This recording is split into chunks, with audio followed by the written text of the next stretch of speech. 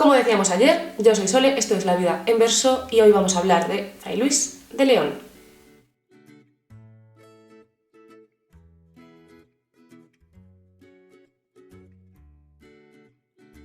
Bueno, pues después de un par de años sin subir ningún vídeo por cosas de la vida, por alguna parte había que empezar. Vamos a contar un poco la interesantísima vida de Fray Luis de León y seguidamente leeremos y comentaremos uno de sus poemas más bellos dedicados a la música. Fray Luis de León nace en 1527 en un pueblo de Cuenca llamado Belmonte, con un castillo muy chulo, como podréis observar. Nos encontramos en pleno Renacimiento, de momento de esplendor, redescubrimiento del hombre y del mundo en el siglo XVI, vuelta a los clásicos, vuelta de las ideas platónicas. Concretamente, Fray Luis se insertaría dentro de un segundo renacimiento, o renacimiento religioso, en el que todos los autores más representativos van a ser religiosos. Bien, cosas así interesantes que sabes sobre Fray Luis. Pues primero que él va a ser el representante de la corriente ascética. Los ascetas en el ámbito religioso buscaban, a través de la espiritualidad y la huida de los placeres materiales, la perfección. A diferencia de los místicos, no va a tener una relación amorosa, experiencial con Dios. Fray Luis va a buscar acercarse a Dios, pero a través del conocimiento. Al final va a ser como un acercamiento más intelectual, también podrá acercarse, ¿sabes?, de la belleza, por ejemplo, de la música, como veremos en este poema. Bueno, y Fray Luis de León va a consagrar su vida a esta búsqueda de Dios y esta búsqueda de la verdad, y para ello ingresará en la Orden de los Agustinos con 14 años, y como desde muy pronto empezará a mostrar esas altas capacidades intelectuales, pues con 17 años ingresará en la Universidad de Salamanca a estudiar teología y llegará a ser catedrático con 34 años en la Universidad de Salamanca. Y con este tema de las cátedras vamos a tener un poco juego de tronos con la orden de los dominicos, porque va a haber bastantes enfrentamientos por quién se hace con estas cátedras. Al final eran símbolo de prestigio y de poder.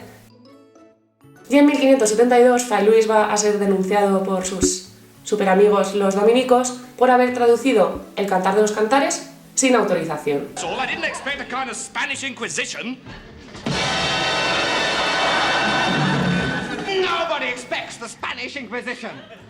Bueno, tras 4 años en la cárcel del Santo Oficio, empezará su primera clase con las famosas palabras de como decíamos ayer. Esta frase es interesante saber también que Unamuno va a repetirla siglos después, tras ser restituido como rector de la Universidad de Salamanca también, en la dictadura de Primo de Rivera. También, bueno, pues la repite en homenaje a Fray Luis.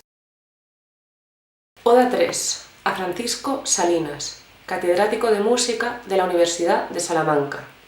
El aire se serena y viste de hermosura y luz no usada, Salinas, cuando suena la música extremada, por vuestra sabia mano gobernada, a cuyo son divino el alma, que en olvido está sumida, torna a cobrar el tino, y memoria perdida de su origen primera esclarecida.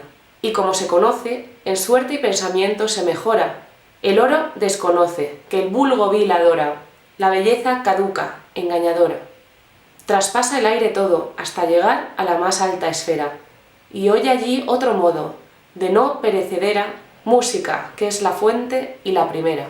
Ve cómo el gran maestro, a aquesta inmensa cítara aplicado, con movimiento diestro, produce el son sagrado, con que este eterno templo es sustentado. Y como está compuesta de números concordes, luego envía consonante respuesta, y entrambas a porfía se mezcla una dulcísima armonía. Aquí la alma navega por un mar de dulzura, y finalmente en él ansí se anega, que ningún accidente, extraño y peregrino, oye o siente. Oh desmayo dichoso, oh muerte que das vida, oh dulce olvido, durase en tu reposo, sin ser restituido, jamás aqueste bajo y vil sentido. A este bien os llamo, gloria del apolíneo sacro coro, amigos a quien amo, sobre todo tesoro, que todo lo visible es triste lloro. Oh suene de continuo, Salinas, vuestro son en mis oídos, por quien al bien divino despiertan los sentidos, quedando a lo demás amortecidos.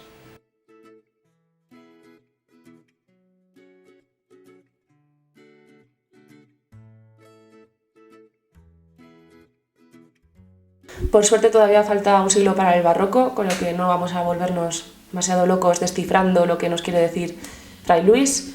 Sin embargo, bueno, pues como hace bastantes siglos de este poema, sí que vamos a encontrarnos algún término y alguna referencia que vamos a un poco explicar. Bueno, y aquí tenemos una introducción en la que ya empezamos un poco con esa serenidad, esa calma que se produce cuando empieza a sonar la música dirigida por el gran amigo de Fray Luis Salinas, como director de esta orquesta poética.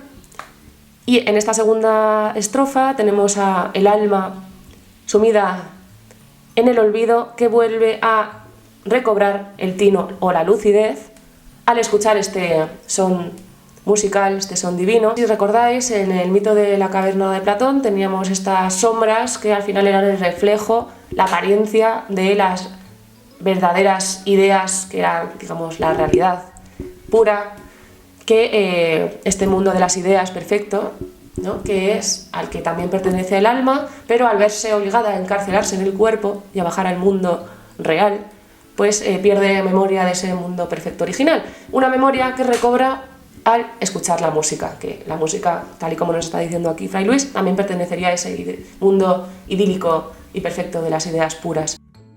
Este tema de las esferas nos está remitiendo a cómo entendían el universo, la cosmovisión medieval, que realmente no va a ser solo medieval, porque hasta Newton todavía van a permanecer un poco ideas que encontramos ya en esta concepción. Según los antiguos, las estrellas y los astros estaban incrustados en esferas giratorias, que eran las que explicaban al final el movimiento de los cuerpos celestes. Estas esferas estaban hechas de un elemento que era lo que se conocía como el quinto elemento, al que se denominaba quinta esencia. Estas esferas estaban contenidas a su vez en otras esferas, que estaban a su vez contenidas en otras esferas, y al final pues así era un poco como representaban el universo, prácticamente hasta que Newton descubre las leyes de atracción de la gravedad. Vale, de acuerdo con una teoría que Platón recoge de Pitágoras y que van a sostener varios sabios de la antigüedad, estas esferas se movían de forma armónica, siguiendo el ritmo de una suerte de música universal, y por tanto todo el universo se va a regir por proporciones matemáticas y musicales. La distancia entre los planetas se supone que era la de un intervalo musical. Y por eso Fray Luis está utilizando la metáfora de la música como esa fuente, la primera, la original, que es la que hace girar divinamente todo el cosmos. Bueno, en esta siguiente estrofa tenemos el tópico de Dios como ese gran artista, que lo encontramos tanto aplicado a la música como a la pintura. Encontramos una personificación del alma que va a navegar por este mar de dulzura, se va a anegar, se va a dejar inundar por toda esta paz, esta armonía. Y llegamos a las últimas estrofas en las que encontramos cómo se rompe un poco este sosiego y equilibrio con las exclamaciones y concatenación de metáforas: desmayo dichoso, muerte que das vida, aquí estas antítesis, dulce olvido.